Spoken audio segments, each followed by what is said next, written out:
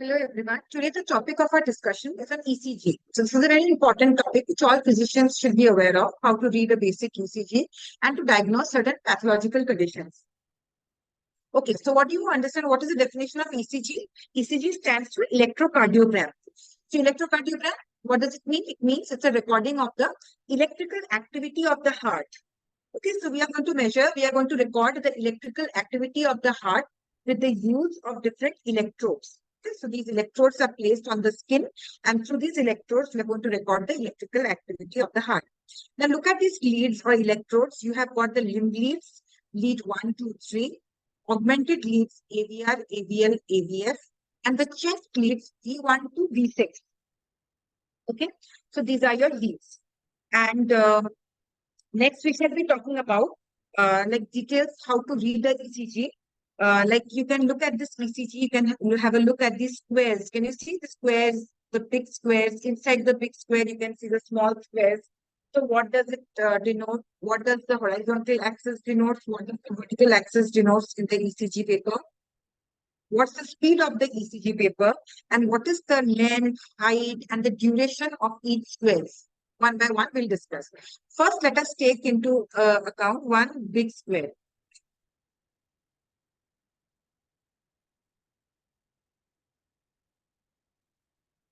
Okay, let me draw the. See, this is one big square. This is this thing. This is one big square. Okay, so one big square. Remember the length that is around. That is the length of this big square is 5 millimeter, and the height of this big square is 5 millimeter. Okay, and inside the big square there are 25 small squares, and each small square again the height is 1 millimeter and the length is 1 millimeter. And remember the horizontal axis on this ECG paper, it denotes the time, whereas the vertical axis denotes the amplitude or the voltage. Okay. So the horizontal axis denotes the time, the vertical axis denotes the voltage or the amplitude. And remember, in this ECG paper, 10 millimeters, that is equal to 1 millivolt. So 5 millimeter, this is equal to 0.5 millivolt. Right? And what is the duration of this one big square? Remember, the duration of this one big square is 200 milliseconds. So the duration of one small square will be, what will be the duration of one small square? It is a 200 millisecond. One small square duration will be 40 milliseconds. Okay, so these are some basic things which you need to know when reading the ECG. And what is the speed of this ECG paper? Remember, this ECG paper moves at the rate of 25 millimeter per second. So one big square is 5 millimeters. So how many big squares will pass in 1 second? 5 big squares it will pass in 1 second.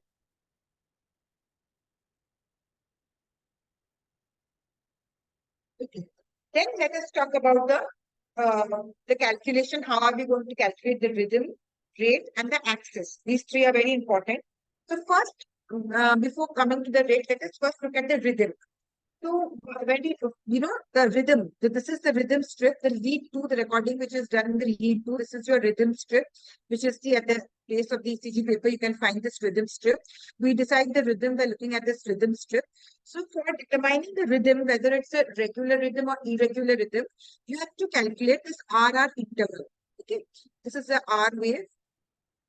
We'll discuss about all the waves. Let me in detail. First in this ECG, let me just tell you about the waves. See this first one, this is your P wave. Okay, then this first negative deflection, which is not seen here, that is your Q wave. Then this is your R wave. Then let me show you this one. Here the S wave is prominent. Okay, S wave. Okay, and this is your T wave. S wave is the next, is a negative deflection. That is, it's not here in the slide 2. Okay, so waves we will discuss just after this, which is the P wave, R wave, S wave, T wave. Just remember for the meantime, this is your R wave. Okay, and this RR interval, we have to see this RR interval. If the RR interval is equal throughout, then it is a regular rhythm. And if this RR interval, this becomes irregular, it means it's an irregular rhythm. How to calculate the RR interval? You have to see the number of big box or the number of small squares in between these two RR. Let us roughly, if you want to estimate, just look at the number of big squares 1, 2, 3, 4. Again, between these two RR, we have again gone 1, 2, 3, 4, 1, 2, 3, 4. So the RR interval throughout is same. So this is a regular rhythm. Now, what happens if this RR interval becomes irregular? For that, I will show you another ECG. See, look at this rhythm. You can see its RR interval. What is how many big boxes between these two RR waves? 1, 2, 3.5. And between these two R waves, it is only 1 and 2. So you can see this RR interval, this is unequal, isn't it? So this RR interval and this RR interval, this is unequal. The interval, the time between the number of squares, big square or small square, as you feel is convenient, you can calculate the number of big squares, the number of small squares. Okay, so if it is equal in between these two RR waves, we say it is regular rhythm.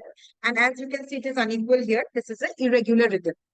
The irregular rhythm is further divided into two classes. One is regularly irregular, another is irregularly irregular. So what do you understand by regularly irregular? Regularly irregular means, I will show you another ECG, proper ECG showing up. Look at this. Look at this second degree heart block. Second degree AV block. Look at these two. If I say you, what is the rhythm here? Is it regular rhythm or is it irregular rhythm? What will you say? First, let us talk about this one only. Let us talk about this. Movies type 2. Okay, let us talk about the second degree movies type 2. See, you can see here, let us take into consideration this interval. Okay, between these two RR waves, this RR interval, there are 1, 2, 3, around 3 big squares. And between these two RR waves, there is 1, 2, 3, 4, 5, 6, 7, 8. 8 big squares. So clear, this is an irregular rhythm. Right, let us focus on this movies type 2 block. I'll tell you again details about the heart block when I'll be discussing about the PR interval. So before just for understanding what you understand by regularly irregular heart block, I have taken this example of second degree AV block type 2, movies type 2. Here I have taken these two segments into consideration. Okay, you can see the RR interval is unequal. This means it's an irregular heart block. But remember one thing, this pattern, this irregularity is maintained. In a second degree heart block, what happens is that you'll have a, a normal beat. Okay. Then again, you'll have a normal beat. And suddenly, in one of the P waves, that will become a non-conducted P wave. This P wave won't be conducted. There will be no QRS complex. Again, this you will have again a normal one. Again, you will have a normal one. Again, there is a non-conducted P wave. So this pattern will follow. It is irregular, but like the rest of the ECG strip is not shown here. This particular pattern is followed. Okay, this irregularity is constant. Or you can just look at this ECG where I was showing you. Look at this. Here, this RR interval is unequal. But this irregularity is maintained. As you can see here, there are 3.5 squares and 2 squares. Again, there will be 3.5 squares and 2 squares. Again, 3.5 squares and 2 squares. 3.5 squares and 2 squares. So it is irregular, but it is regularly irregular. This irregularity is remaining constant. Okay. And irregularly irregular, this is very simple. Throughout, the RR interval is never constant. Okay, so here you can see two big squares. Here there are 1, 2, 3, 4, 5 big squares. If there are 2.5, then there are 3. There is even the irregularity is also not constant. It's completely irregular. It's irregularly irregular. This is commonly seen in situations like atrial fibrillation. Irregularly irregular rhythm. Clear? Okay. Next, we shall learn how to calculate the heart rate. Remember, calculation of heart rate is very easy using a formula in case of regular rhythm. But in case of irregular rhythm, it becomes a little bit cumbersome. But here also, I'll give you a formula which you can apply and easily calculate the heart rate even in case of irregular rhythm. Rate. How to calculate the rate in case of regular rhythm? Rate equals to 300 by the number of big squares or 1500 divided by the number of small squares. So this formula goes well when you are having a regular rhythm. But remember, if you have an irregular rhythm, then it's a little bit different formula which you have to use. Okay, big squares, it's 300 by the number of big squares between the two RR. Okay, number of big squares between what, isn't it? Between the two RR interval. the number of big squares you have to calculate, and 300 divided by the number of big squares between these two RR waves. And similarly, 1500 divided by the number of small squares between this two RR interval. Okay, and this is formula is very simple if you have a regular rhythm. If you have a irregular rhythm, the number of big squares and small squares between these two RR waves, that will be different. So how to calculate in case of irregular rhythm? Remember, in case of irregular rhythms, the formula goes as this. Number of R waves in 6-second interval. Number of R waves in 6-second interval into 10. So 6 seconds means how many number of big squares? In 1 second, how many number of big squares is present? 5. So in 6 seconds, how many big squares are present? 30 big squares. So you have to calculate in 30 big. First, you have to see this 1, 2, 3, 4, 5, 6, 7, 8, 9, 10, 11, 12, 13, 14. Like this, you have to calculate the number of big squares. And then you have to find out how many RR waves are present in that, within that 6-second interval. Okay. So let's calculate here. As I was calculating 1, 2, 3. I'm calculating the number of big squares. I'm going to calculate total 30 big squares because 30 big squares is going to give me a 6-second time interval. Okay. So in this 6 seconds, you have to calculate how many R waves are present. 1, 2, 3, 4, 5, 6, 7, 8, 9, 10. Suppose there are 10 R waves in a 6-second interval. That you have to multiply by 10. Okay. So that will give you your heart rate in the case of the irregular rhythm. Clear? Okay, next we shall be talking about how to determine the axis determination. What is the normal axis of heart? Normal axis of heart lies between -30 to +90. Okay, now there are certain situations where you have left axis deviation, right axis deviation, extreme axis deviation, and the normal axis. So normal axis, as you know, it lies between -30 to +90. How to determine the axis? Easy way of determining the axis is that you have to look at two leads, lead 1 and lead AVF. Okay, so in these two leads, you have to calculate the R minus S. Remember, lead 1 and lead AVF, you have to look at the R minus S. So in this R wave, you know, this is the R wave and this S wave is the negative deflection. Okay, so if R minus S, if it is positive in both the leads, it's the normal axis deviation. If it is negative in both the leads, it's the extreme axis deviation, okay, which is made sometimes seen in case of, you know, polymorphic ventricular tachycardias, ventricular fibrillations, you can have extreme axis deviation. If in lead 1 it is positive and lead, like in lead 1, if the R minus S is positive, it's a positive deflection.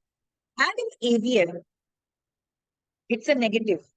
Okay, this means left axis, this denotes left axis deviation. Opposite in in electrode 1 or lead 1 if it is negative, and AVF if it is positive, it indicates a right axis deviation. This is mainly seen in situations where there is hypertrophy, you know, like in left axis deviation, you'll find in left ventricular hypertrophy, right axis deviation, you'll find in conditions of right ventricular hypertrophy. But this is the way you determine it. So look at this normal ECG, you can see a positive deflection in both 1 and AVF. Okay, so this indicates a normal axis. Now, if in lead 1, this would have been a negative, and AVF, it would have been positive. You would have told it's the right axis deviation. Lead 1 positive, AVF negative. What it would have been a left axis deviation. Negative in both, extreme axis deviation. So this is the easy formula to remember to determine the axis of the heart. Okay. Next, one by one, we shall be discussing about the waves. So first comes your P wave. So first, let us focus on this P wave. First comes your P wave. So what does a P wave denotes? Remember, the P wave denotes atrial depolarization. Right? So what is the normal duration of the P wave? The P wave normal duration is 2.5 to 3 small squares. And as you all know, 1 small square equals to 40 milliseconds. So the normal duration, since the normal duration of the P wave is around, it should be less than 120 milliseconds. Clear? Now there are some pathological conditions which I'll show you where you see some variations in this. Look, this P wave abnormalities. Remember one thing, the P wave normally, it is upright in lead 2 and it is biphasic in V1. You can see, although it's not very clear here.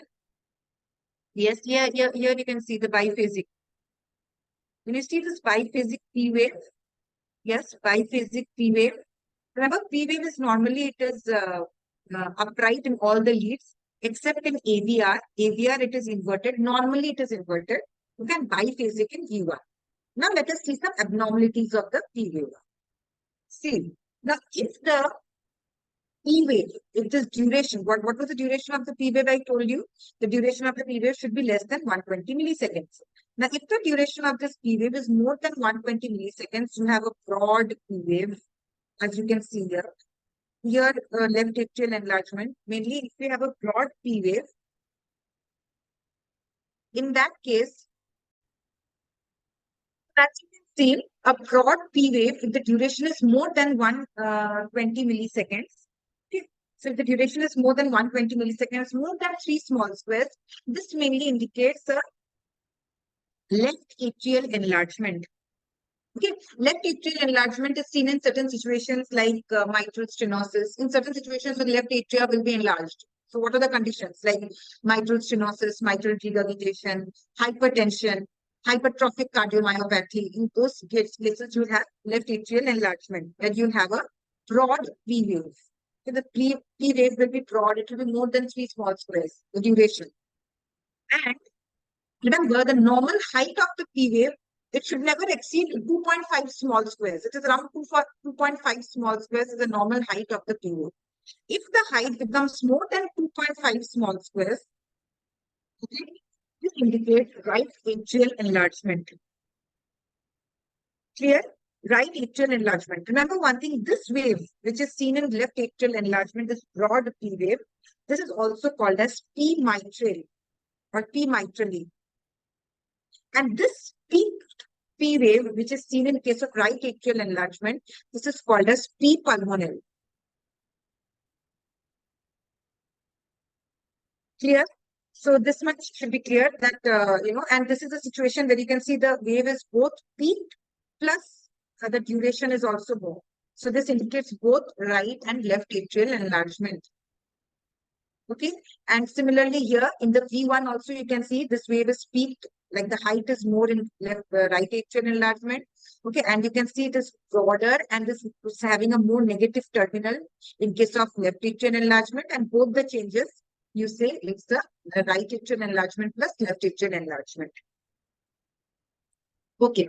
So next we shall be talking about the next waves, that is your Q wave. So look at this Q wave. You can see this is the first negative deflection which you can see.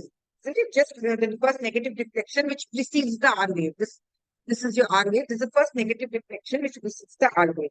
Remember, whenever anyone hears about Q wave, they have in the back of the mind that it is something pathological. No, Q waves are not always pathological. There are certain criteria which make, if the Q wave fulfills that, that makes the Q wave pathological. Otherwise, it is not. So first, what does the Q wave denotes? It denotes the ventricular septal depolarization. Remember, this total QRS complex denotes ventricular depolarization. R wave denotes the depolarization of the main mass of the ventricle, whereas the Q wave denotes the ventricular septal depolarization. Okay, so Q wave, normal Q wave, sometimes the small Q waves, small septal Q waves are normally seen in the left-sided leads, like lead 1, lead AVL, V5, V6. But it is not seen in the right-sided leads, V1, V2, V3, we only see the Q wave. If you see a Q wave in the right-sided leads, this indicates it's pathological. So when do you say it's a pathological Q wave? There are certain criteria classified as a pathological Q wave. First thing is that the Q wave is said to be pathological if it is more than 2 millimeters deep or more than 1 millimeters wide, if it's a deep and wide Q wave. Okay, and it is seen in the right-sided leads like V1 to V3. Okay, so it is considered to be pathological. So what does this pathological Q wave, if it's a deep and wide Q wave seen in the right-sided leads, what does it indicate? It indicates a current or a prior myocardial infarction. Sometimes, myocardial infarction, they initial changes, like there'll be a ST segment elevation, there'll be a hyperacute T waves, and slowly the T wave comes back to normal, but the Q wave remains. Okay, so pathologically it indicates a current or a prior MI, prior myocardial infarction. Okay, so as I told you about the R wave denotes the main, the depolarization of the main mass of ventricle, and S wave denotes the final depolarization of the ventricles. Okay, let us talk about some conditions where you will find some abnormalities in the R wave. Remember, in the V1, as you can see, V1, which wave is dominant? The S wave is dominant. R wave is not dominant in V1. But if you find a dominant R wave in V1, just a minute. Yes. If you find a dominant R wave in V1, so what does it indicate? First of all, dominant R wave in V1. Sometimes it is normal in children and young adults. Otherwise, if you find a dominant R wave in V1, it indicates right ventricular hypertrophy or right bundle branch block. Sometimes post-MI also you can have a tall, a dominant R wave in V1. Okay, hypertrophic cardiomyopathy, WPW syndrome, just all these things, situations, you will have a dominant R wave, or in case of dextrocardia also, you will have a dominant R wave, the V1.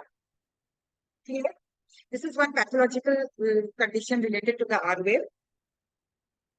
Another, remember, poor R wave progression. There is another term which is used for this R wave, poor R wave progression. I'll just show you what you understand by poor R wave progression. From the normal ECG, I'll show you. Look at this normal ECG. Can you see in the V1, the S wave is dominant. Slowly, the R wave is becoming dominant. Can you see how there is this is a proper progression of R wave. Initially, the R wave is small, then gradually the R wave is progressing. Isn't it? V4, it becomes more prominent, then V6, it will become more prominent. So slowly, this is a progression of R wave. Initially, there's a small R wave, then it is becoming bigger, and this means the R wave is progressing. So in case you don't see this thing, like, this progression is not proper. You see a poor R wave progression. Okay. So this occurs, poor R wave progression, remember, it occurs in, first of all, it may be normal in some situations, whereas this poor R wave progression is also seen in left ventricular hypertrophy. It can also be due to some inaccurate lid placement, or in some, if the patient has some prior anteroseptal MI. Prior anteroseptal MI patients also, you can see this poor R wave progression. Okay. Okay. Then next, as I told you about the S wave, this denotes the final depolarization of the ventricles. Okay. So in normal ECG, as you can see here, you'll find a large S wave in V1. Okay, and this S wave gradually becomes smaller until there is almost a very less, almost there is the S wave amplitude gradually decreases in the V6, V5, V6.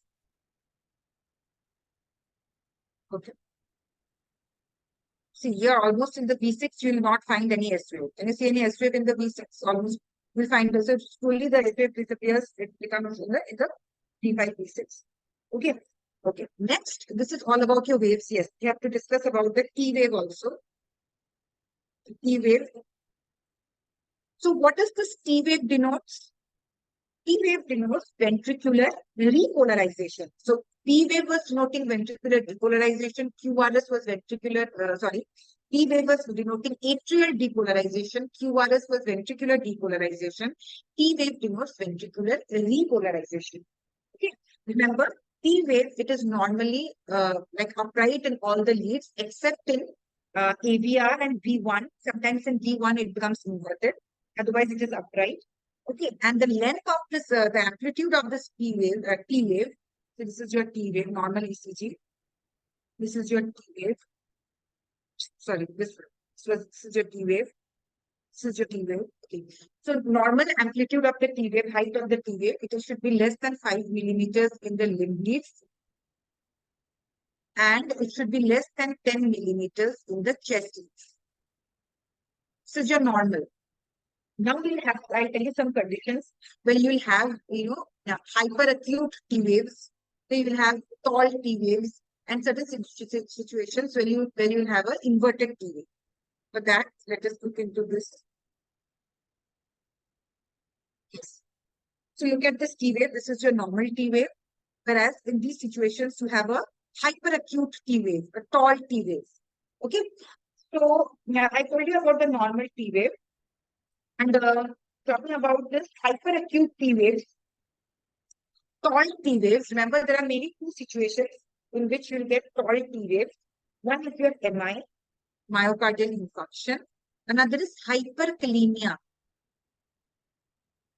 In hyperkalemia also you have tall T waves. Now how to differentiate between the two conditions? Remember, in hyperkalemia, the T waves, look, this is a T wave elevation which is of a condition of hyperkalemia. In hyperkalemia, this T wave is symmetrically tall. Like this T wave, it is symmetric. The ascending limb and the descending limb are equal. Whereas in MI, you'll have a tall, hyperacute T wave, but it will be somewhat asymmetric. You can see, look at this ascending limb and descending limb. This is unequal. Look here.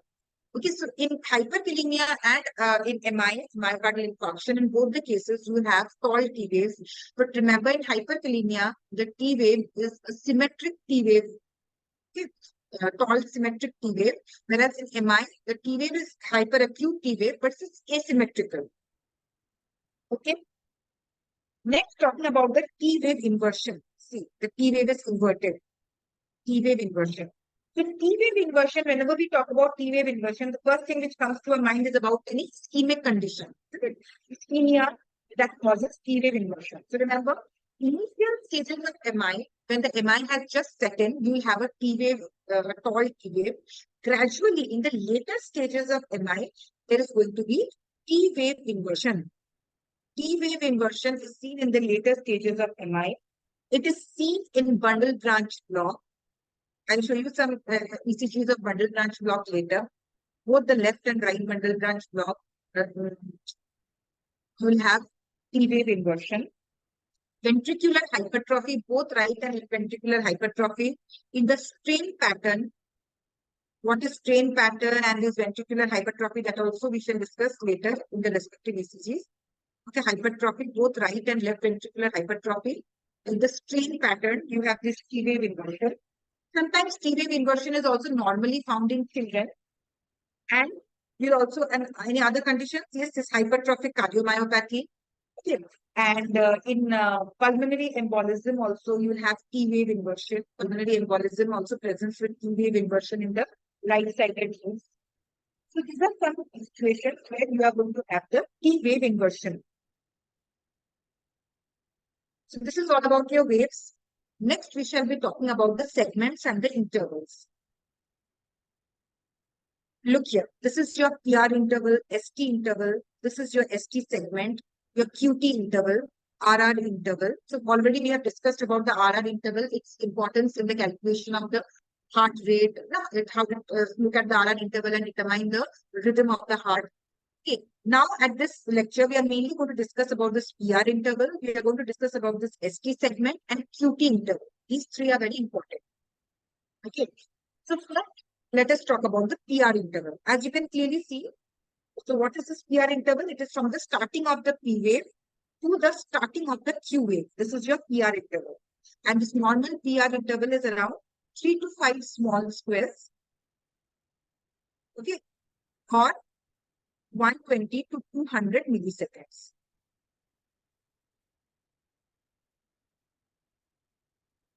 Clear? Okay. So, just 3 to 5 small squares or 120 to 200 milliseconds. So, let us talk about the conditions where there is a short PR interval and situations where there is a long PR interval.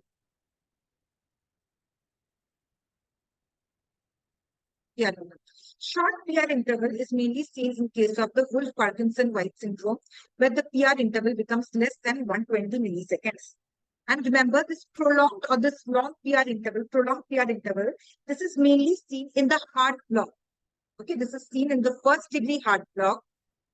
Now, about the heart block, I shall discuss, have a short lecture regarding this. What is heart block and how do you differentiate between first degree heart block, second degree heart block? Second degree heart block is again of two types, Mobius type 1, Mobius type 2, and the third degree heart. But remember, this long PR interval is mainly seen in the first degree heart block, and the second degree heart block, Mobius type 1. In the Mobius type 2, the PR interval remains constant. In the Mobius type 1, you have this prolonged PR interval. So before talking about these heart blocks, let me take you to this slide. Yes. So look at this Mobius type 1 heart block, first degree heart block. So what can you see in this first degree heart block? Look at this PR interval. Isn't the PR interval prolonged? Yes, the PR interval is prolonged in the first degree heart block. So in the first degree heart block, the PR interval is more than 200 milliseconds. Okay, and if the PR interval becomes more than 300 milliseconds, it indicates a marked first degree heart block. So what happens in this first degree heart block? Where does the pathology lie? Remember, the pathology lies in the internodal tract, the internodal fibers. Okay, there is failure of conduction in the internodal tract of the internodal fibers. Okay. So what are the situations in which you can see the first degree AV block? First of all, remember the first degree AV block. This is normally seen in case of athletes. Physiologically, it is seen in case of athletes, or it can indicate some other situations, pathological situations also, like rheumatic fever, okay, sarcoidosis, hemochromatosis, these inflammatory conditions. Okay, so they can cause inflammation in the internodal tract. And in situations like your hemochromatosis, where there is excess of iron deposition in these internodal fibers. Okay, so these are the different situations which can lead to your first degree heart block. Remember, in the first degree heart block, usually the patients are asymptomatic. Most of the cases, it is diagnosed on the ECG only, and these patients usually do not require any treatment. Clear? Okay. Next, let's come to the second degree heart block, second degree AV block. In the second degree AV block, you can see that the PR interval is lengthened, prolonged, and there is progressive prolongation. See, look at the interval here, here, here. So progressive, there is prolongation. Slowly, it is getting gradually, it is getting more and more prolonged until there is a dropped beat. Here you won't find the QRS complex. So first, there is a progressive prolongation of the PR interval, followed by a non-conducted P wave, and followed by a dropped beat.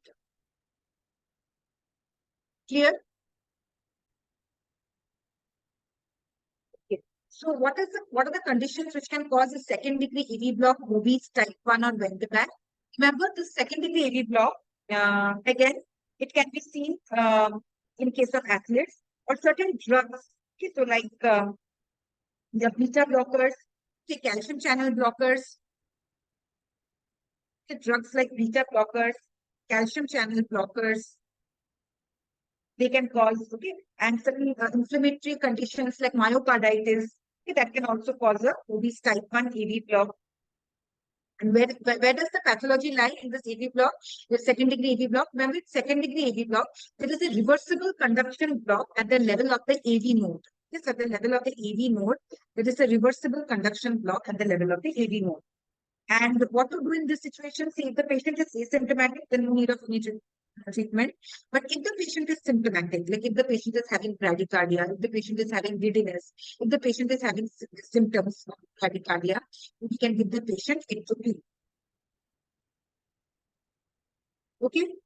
Next, come to the second degree AV block, Mobius type 2. See, in the second degree AV block, Mobius type 2, here you can see the PR interval is constant, isn't it? The PR interval is not prolonged. Like here, the PR interval was prolonged.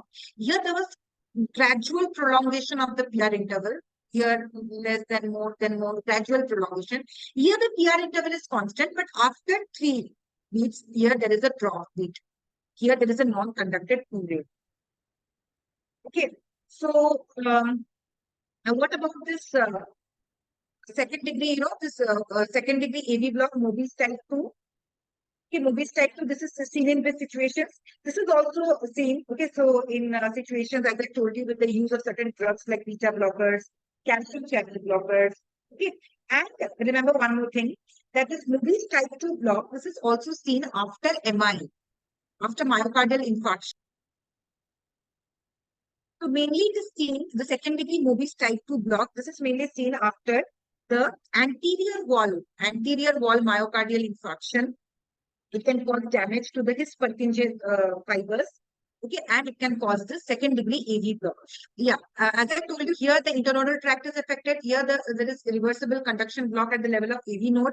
Remember, in the second degree AV block, Mobius type 2, here there is the conduction delay or the failure of conduction at the Purkinje system, this Purkinje system. Okay, at this point, this is the problem lies at this Purkinje system. Okay. So as I told you, this can occur after anterior wall MI, okay, and also in certain inflammatory conditions of the heart, okay, or after cardiac surgery, any cardiac surgery which is occurring, close to this Purkinje system, like mitral valve repair. Okay, so as a adverse consequence, okay, so they can occur damage to this Purkinje system, and then they'll occur a failure of conduction causing this second degree AV block. One thing you need to remember about the second degree AV block type 2 is that unlike type 1 and type 2, second degree AV block, you have to take it seriously. Such patients require immediate admission. Okay, and immediately you have to place the patient on a temporary pacemaker, and later on you have to place the patient on a permanent pacemaker. Okay, next let us come to the third degree AV block. This is the complete absence of AV conduction. Okay, so none of the supraventricular impulses are conducted to the ventricles. The impulses originating in the SA node are not conducted to the ventricles. There is a complete absence of the AV conduction. So what will happen is there will be a complete absence of AV conduction. The atria will beat on their own, and the ventricles are going to beat on their own. There will be no relation between the atria and the ventricles. Hence, on the ECG, there will be no relation between the P waves and the QRS complexes. No relation between the P waves and the QRS complex. Okay, so this can occur as a result of inferior wall MI. Again, use of certain drugs like beta blockers, calcium channel blockers. Okay, and certain congenital heart conditions like where there is, fibrosis of the conducting system of the heart, like Leeds and Lenigrai's disease. Also,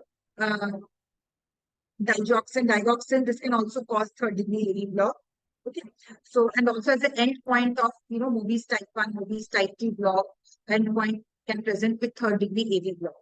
So what is the treatment of third degree AV block? Obviously, it requires urgent admission, urgent pacemaker. Okay, permanent pacemaker needs to be urgent pacemaker these patients need urgent pacemaker, permanent pacemaker, because these patients also, sometimes they can just present with recurrent syncopal attack.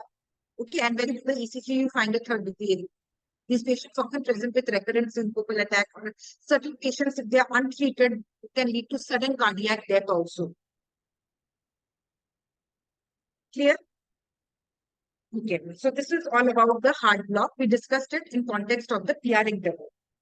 Next, we shall be talking about the next important segment which we need to discuss is about the ST segment. This is very important. Look at this ST segment. So this is your ST interval, and this is your ST segment. You need to look at certain points, the ST segment and the J point. These two things you have to have in your mind. Okay. So what is this ST segment? So you can see the ST segment. Clear? It is from the end of this S wave till the beginning of the T wave. Right? It is from the end of this S wave, end of this QRS complex till the beginning of this T wave. This is your ST segment. And what is this J point? Can you see something written as J? Yes. This is the end of the QRS and the beginning of the ST segment. The end of the QRS and the beginning of the ST segment. This is called as your J point. So what is the importance of this J point? Importance of this J point is that whenever you see an elevation or a depression of the ST segment, you have to first locate the J point and find out if this J point is elevated or depressed, because sometimes it becomes very confusing. Okay, so whether the ST segment is elevated or depressed. So exactly you have to look at this J point and find out if this J point is elevated or depressed. Because if this J point is at least 1 millimeter above the isoelectric line, this is your isoelectric line, this baseline. Remember this baseline, this is your isoelectric line. So if this J point is at least 1 Maximum it can go up to anything, 5 millimeter, 6 millimeter, but at least if it is 1 millimeter above the isoelectric line, it indicates the ST segment elevation. And if it is below 1 millimeter, at least 1 millimeter below the J point, this indicates the ST segment depression. Clear? Okay. So let us see certain situations where you will have a ST segment elevation and certain situations where you will have a ST segment depression. Look at this. This is a slide showing some ST segment abnormalities. Okay. So ST segment elevation, as all of you must have heard, the ST segment elevation, first thing which comes in our mind is MI, myocardial infarction. But remember, for a myocardial infarction, the ST segment elevation, there has to be certain criteria. Okay. Just one single ST segment elevation, you can't say it's a myocardial infarction. There has to be ST segment elevation. ST segment elevation in at least 2 contiguous leads. If you have an ECG which is only having just one signal in the entire ECG, you see there is only one ST segment elevation. That doesn't point out towards the MI. There should be a ST segment elevation in at least 2 contiguous leads. What is the meaning of the word contiguous? Contiguous means adjacent. At least it can be leads, but at least it should be in 2 contiguous leads. The ST segment elevation should be there. And remember, for MI, for labeling it as myocardial infarction, I'll tell you like about the different walls. Okay, the inferior wall, anterior wall, septal wall. That we'll discuss just after this. But remember how much elevation should be present. At least more than equal to 2 millimeters elevation in case of men.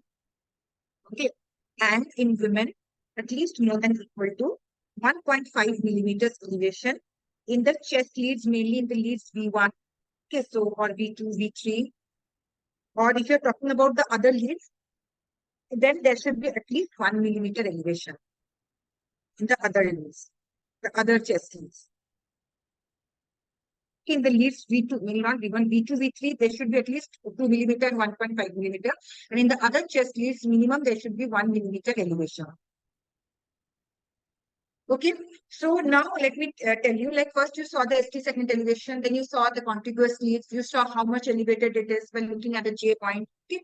Next, we shall find out which wall of the heart is affected. So if the anterior wall of the heart is affected, you'll find the ST segment elevation in which leads? V3, V4. Remember this one very well. If the inferior wall of the heart is affected, you'll find the ST segment elevation in lead 2, lead 3, and lead AVF. Okay. If the lateral wall of the heart is affected, you will see the ST segment elevation in 1, AVL, E5, E6. Clear? And if the septum of the heart is involved, then you will find the ST segment elevation in V1, V2, and AVR. Okay? So this you need to remember to see the ST segment elevation and which wall of the heart is involved. Okay. So apart from MI, there are certain other conditions also where you will find a ST segment elevation. Like MI is the main thing which I have discussed. And remember one more thing in MI. In MI, usually this ST segment elevation will have a convex upward. Look at this. Look at this ST segment elevation. Look at this upward. It's a convex upward. In certain situations, you will have a ST segment elevation with concave upward. But usually MI, there is the ST segment elevation has got a convex upward or a concave downward. Okay. So let us look into some other situations where you have a ST segment elevation. In case of hyperkalaemia, you have ST segment elevation. In case of left bundle branch block, you have ST segment elevation. Okay. Then in case of ventricular aneurysm, and some other common conditions like Prince-Metters angina, the unstable angina, that can also present with ST segment elevation. Prince-Metters angina. Then how will you differentiate between MI and unstable angina? In that case, you have to look for the cardiac markers. Okay, the troponin and other cardiac markers to differentiate between unstable angina and ST segment elevated MI. Okay, so. And also remembering acute pericarditis. Acute pericarditis also you have widespread ST segment elevation. have ST segment elevation in many leads. Okay, acute pericarditis. In acute pericarditis, you have a ST segment elevation. In that case, that is a concave upward. So here, as you saw, it's a convex upward in MI. In acute pericarditis, you have a concave upward ST segment elevation. Also in Brugada syndrome, also you have a ST segment elevation. Okay, so this is about the ST segment elevation. What about the ST segment depression? Situations where you have a ST segment depression. Like this is your, okay, instead of this is the elevation. What about if this segment, this J point, okay, so that becomes depressed. So here it is clear. This is the ST. Look at this is your J point. Okay, it's very clear here. Look at this J point. You can see it's clearly elevated above the isoelectric line. This is your isoelectric line. This J point is elevated. And again, this is your isoelectric line. You can find this J wave is below the isoelectric line, indicates the ST segment depression. Okay. So ST segment depression, it can occur in MI. As I told you, there are two types of MI. One is ST segment elevation MI. Another is non-ST segment elevated MI. In the non-ST segment elevated MI, you can have a ST segment depression also. Okay. You can also have a ST segment depression in case of any ischemic conditions, any situations where there is a subendocardial tissue ischemia. Okay, there is a occlusion of the coronary artery. Okay, unstable angina. Okay, in case of chronic stable angina, also you can have a ST segment depression. Okay, as I told you, in case of non-segment elevated MI, also you can have a ST segment depression. In case of hyperkalaemia, also you can have a ST segment depression. Clear? So this is all about your ST segment abnormalities. Next, we shall talk about the next important one, that is your QT interval.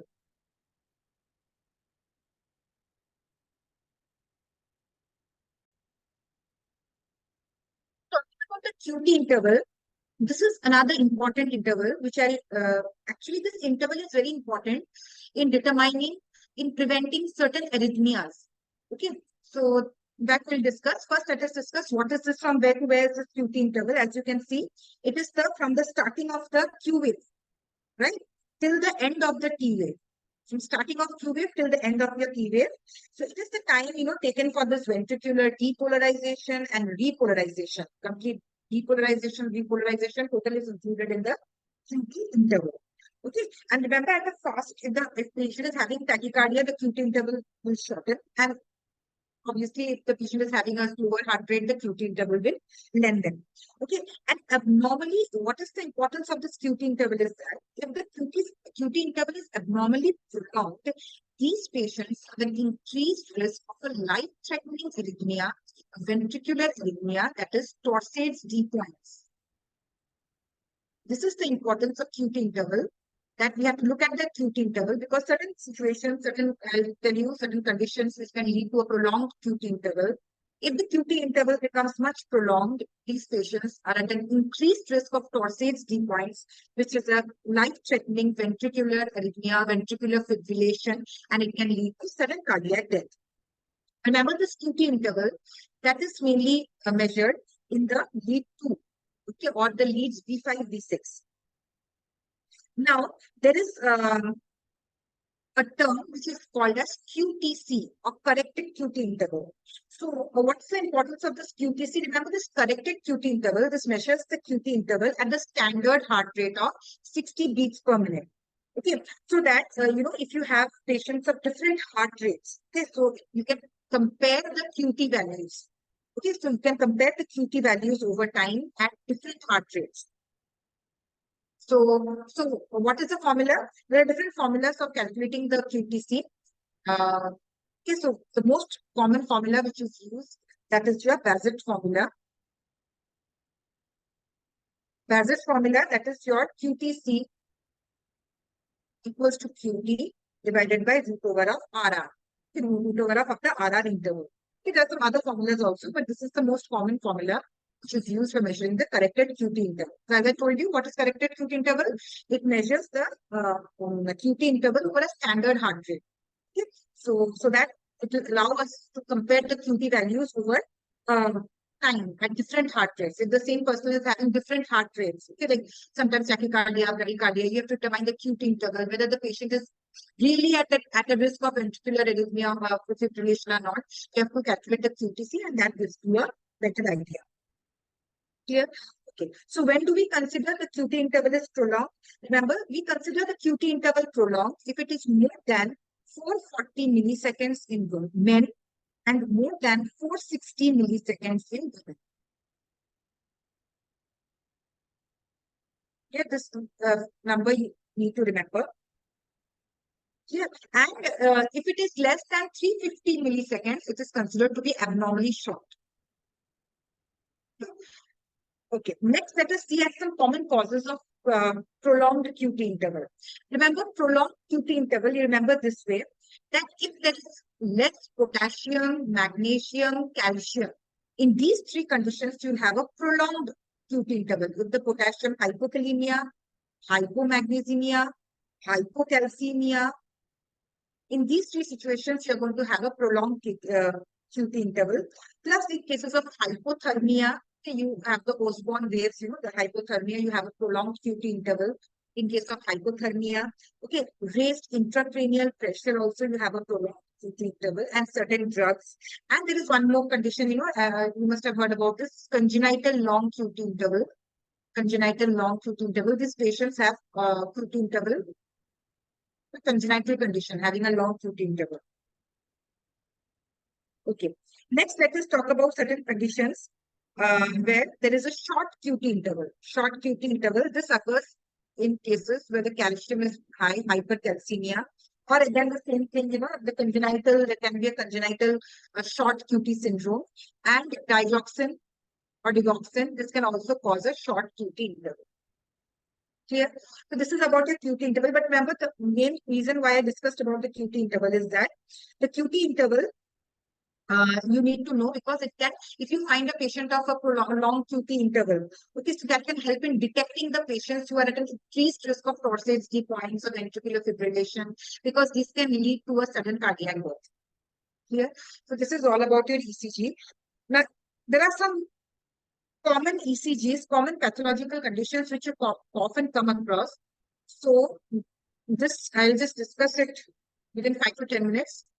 That is your hypertrophy, left ventricular hypertrophy, right ventricular hypertrophy, left bundle branch block, right bundle branch block, and the different blocks, the first degree heart block, second degree heart block. Blocks already I have discussed, so we shall now focus on discussing the hypertrophy, left ventricular hypertrophy.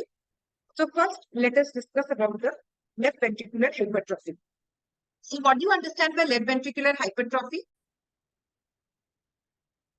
As from the name only you can understand, left ventricular hypertrophy, this is an increase in the left ventricular mass. Okay, and this left ventricular increase, this left ventricular mass occurs secondary to an increase in the wall thickness, and there is an increase in the left ventricular enlargement. Okay, the chamber enlargement, left ventricular chamber enlargement, increase in the wall thickness, that ultimately causes this increase in the left ventricular mass called as left ventricular hypertrophy. So what are the ECG changes you find in the left ventricular hypertrophy? See, in the left ventricular hypertrophy, you can see, just a minute. Yes. So you can see in this particular ECG, sorry, in this particular ECG, you can find the left ventricular hypertrophy, plus I can see a strain pattern also. I'll just tell you what is a strain pattern. This is your strain pattern. Can you see this inverted P waves, and ST segment depression and inverted P waves? This is strain pattern. What is strain pattern? Strain pattern occurs when the ventricular wall has become very thick and the pressure is quite high. Okay, so that causes this strain pattern. So first, let us look at the normal findings which you find in case of a left ventricular hypertrophy. Remember, in the left ventricular hypertrophy, you will find tall R waves in V5, V6, and deep S waves in V1. V1 normally has a deep S wave, and V5, V6 normally has a tall R wave. But it becomes even more deep. Can you see this deep S waves in V1? And can you see this tall R waves in V5 and V6? Now, there is a criteria. How much taller, how much deep it has to be. That is called as the Sokolov line criteria. According to the Sokolov line criteria, remember, S wave in V1 plus R wave in V6, if it becomes more than 35 millimeter, it's indicative towards left ventricular hypertrophy. Right? In the strain pattern, you find the P wave inversion in the left-sided leaves. Which are the left-sided leaves? It is leaves 1, AVL, and your V5, V6. And clearly it is seen here, V5, V6, 1, AVL, there is a P wave inversion. The P wave inversion in the left-sided leaves indicates the strain pattern. Clear? Now, what are the different? What can be the causes of left ventricular hypertrophy? Left ventricles, the wall has thickness has increased. Why? Can be due to the most common cause which you common encounter is OPDs and all is the hypertension. Often, long-standing hypertension patients not treated properly. Long-standing hypertension can cause left ventricular hypertrophy, aortic stenosis, aortic regurgitation, hypertrophic cardiomyopathy. These are some other conditions which can cause left ventricular hypertrophy. Okay. Okay. Next, let us talk about the right ventricular hypertrophy. Look at this right ventricular hypertrophy. Right ventricular hypertrophy, you will just see the opposite. You will find tall R waves in V1. Just now in left ventricular hypertrophy, we saw deep S waves in V1. Here you will find the R wave has become prominent in V1. Large R waves and small S wave. Just opposite has happened. Okay, the S waves has become smaller and the R waves have become very prominent. Clear? Or remember, in R by S ratio in V1 is more than 1 in case of right ventricular hypertrophy. Okay, right? And then remember, in the V5, V6, so V5, V6, you will have smaller R waves than normal. Normally in V5, V6, the R waves are very prominent, but in the right ventricular hypertrophy, that normal, as comparison to normal, the R waves will be smaller than normal. Because remember, in V5, V6, almost there was no S wave. The R waves were very prominent, but here you can see the S wave is prominent and R wave is also there. Okay, not that prominent. Okay, so you can see in V5, V6, the R waves are smaller than normal. And if you look further, as I told you, in certain cases, you might also have a P pulmonale because usually right ventricular hypertrophy patients also have a right atrial enlargement. And what are the common causes of right ventricular hypertrophy? This is mainly seen in patients of heart failure. Okay, so like in cases of right heart failure, in cases of as I told you, congestive heart failure. Okay, in cases of lung, certain pathological conditions in the lung. Okay, or pulmonary embolism. Okay, so any COPD patients, chronic obstructive pulmonary disease patients, they can also present with right ventricular hypertrophy. So as I told you, right ventricular hypertrophy, this is the way you see it. Okay, larger R waves in V1, V2. Okay, V5, V6 have smaller R waves than normal. And there is usually a right axis deviation. Okay, remember I had told you about the axis determination. How do you see right axis deviation? Can you see a negative in the lead 1 and positive in the lead AVF? This is a right axis deviation. Let us look at this one. Here you can see a left axis deviation. Okay. Now it is not very prominent here. 1, 2 lead AVF. But here it is very much prominent that the right axis deviation is very well seen here. You can see this R minus S is negative in lead 1 and R minus S is positive in AVF. This shows a right axis deviation. R waves are prominent. And since it's this ECG shows a very massive right ventricular hypertrophy, you can see the strain pattern also. Look at the strain pattern, the inverted P waves in the right-sided leaves. V1, V2, V3, this is showing the inverted P waves in the right-sided leaves, showing the strain pattern also. Clear? So this is about your right ventricular hypertrophy and left ventricular hypertrophy. Next, let us talk about the right bundle branch block and the left bundle branch block.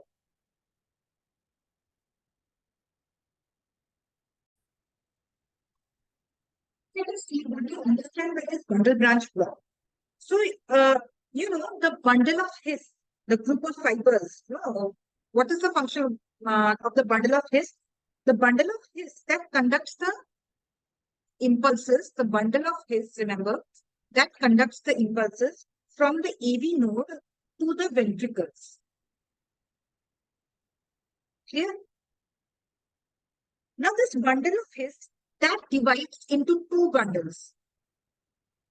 One is your left bundle and one is your right bundle. left bundle branch, another is in right bundle branch. Now, when there occurs any disruption to the electrical impulse when it is passing through these bundle branch, we call it as a bundle branch block. Clear? So, first let us talk about the left bundle branch block because this is more important because the right bundle branch block can also occur in healthy people. Okay, but left bundle branch block is almost always indicative of some pathological condition. Okay, so first let us look at this left bundle branch block. So what do you understand? What are the ECG changes which you see in the left bundle branch block? First, most important change, remember. First, let us see what are the conditions which can lead to left bundle branch block. Left bundle branch block can be caused due to conditions like MI, yes, anterior wall MI. Sometimes it's MI that can cause damage to these bundle branch and it can cause left bundle branch block. Okay, then you have got certain disease like your Lebb's disease and Electrodes disease, Lebb's and Electrodes disease. Okay, so they can also cause, these are some congenital conditions. Okay, so which causes fibrosis of the conducting system of the heart. Then aortic stenosis can also cause left bundle branch block. Ischemic heart diseases can cause left bundle branch block. Sometimes digoxin toxicity can also cause left bundle branch block. Okay. Then, what are the other features which you see here? Remember, in the left bundle branch block, you will find that the QRS, both left as well as right bundle branch block, the QRS duration is prolonged. The QRS duration, it becomes more than 120 milliseconds. And in the V1, you will have a prominent S wave. Can you see this S wave? It's a prominent S wave. And what is the pattern of this S wave? Can you see a W-shaped pattern? It is something like this. The S wave is something like this, isn't it? So this is a W pattern of the S wave. So you find a dominant W-shaped S wave in V1. Okay? And you will find broad R waves in V6. Okay, in V6, all the lateral leads, in lead 1, lead V5, V6, AVL, you'll have these broad, monophasic R waves. Okay, or you can also see this M pattern. Okay, so remember in left bundle branch block, you find this W pattern in V1 and M pattern in V6. This is one of the ways you can recognize ECG on the ECG paper, the left bundle branch block. So as I told you, the QRS complex is prolonged. It is more than 120 milliseconds. You'll have a W-shaped S wave in V1 and the M-shaped R wave in V6. Okay, so along with this, you will also have some other changes also, like you will also have left axis deviation. In these left bundle branch patients usually have a left axis deviation. And so what else you have? You have these are main changes are these only, which you see in patients of left bundle branch block. And left bundle branch block patients, as I told you just now, it is always associated with some pathological condition. So look into the ECG for any other pathological conditions because usually MI patients also present with a left bundle branch block. Okay, next let us talk about the right bundle branch block. See, right bundle branch block can also occur in normal individuals or sometimes it can also occur after a MI, okay, due to some damage to the bundle branch fibers. Okay, so what do you see in the right bundle branch block? Same thing, you find the QRS prolongation is there, right? You find the QRS prolongation and you'll find just the opposite there. What we had seen there, we had seen that the F wave was very prominent and that was W shape. Here in V1, you'll find that the R wave, that is M shape. You'll have a M shaped R wave, just opposite. Okay, and in V6, you will have a W-shaped S wave. If you zoom and look at it carefully, this is a W-shaped S wave. And in the V6, the S wave is usually blunted and wide S wave. It's a blunt and a wide S wave, W-shaped S wave, and an M-shaped R wave in V1. Plus, you can also find right axis deviation, and you'll also find T wave inversion in the right sided leads, in the leads V1, V2. Okay, so you'll find T wave inversion. Similarly, as I was thinking, what point did I miss out here? Remember, in this left bundle branch block, you'll find a T wave inversion in the left sided leads. Similarly, as here in right bundle branch block, you'll find a T wave inversion in the right sided leads like V1, V2, V3. In the left bundle branch block, you'll find a T wave inversion in the left sided leads like 1, ABL, V5, V6. You have a T wave inversion. Okay. So this is the way you can see the bundle branch block ECGs on the ECG paper. Clear? Okay. Now, last one point I want to discuss with you all. Some changes in hyperkalemia. Now, why am I giving importance to the changes in hyperkalemia? Remember, hyperkalemia, it's a life-threatening condition. If it is not controlled, it can lead to cardiac arrest and death also. Therefore, you need to know the ECG changes in case of hyperkalemia. Although we don't have such ECG, I'll just draw one and I'll show you.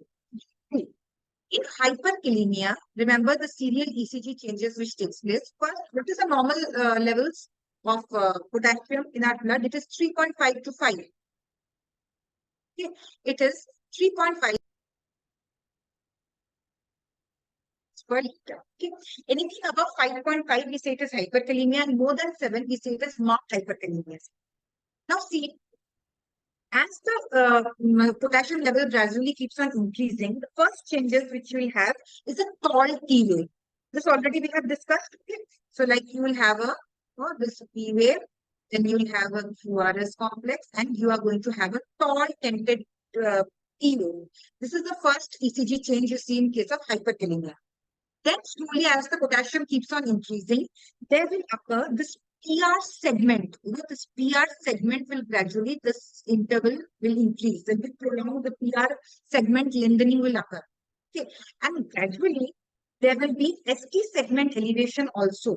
Okay. First, initially, there will be a tall tented T wave. Then this PR segment will lengthen. And then you are going to have a ST segment elevation also. And then gradually there will be flattening of the P wave. The P wave will almost disappear. Okay, so these are the ECG changes which you see in this patients of hyperkalemia. So it's like this, and tall tented. It's a symmetrical T wave elevation which you see in case of hyperkalemia. So look at these changes if you doubt any electrolyte disturbance, because remember that the hyperkalemia, it can cause conduction block and ultimately it can cause cardiac arrest and death.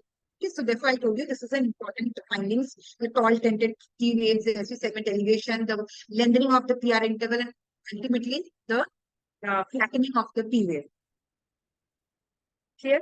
So this is all about your ECGs and the important points already discussed. Later, we shall be discussing about the individual ECGs.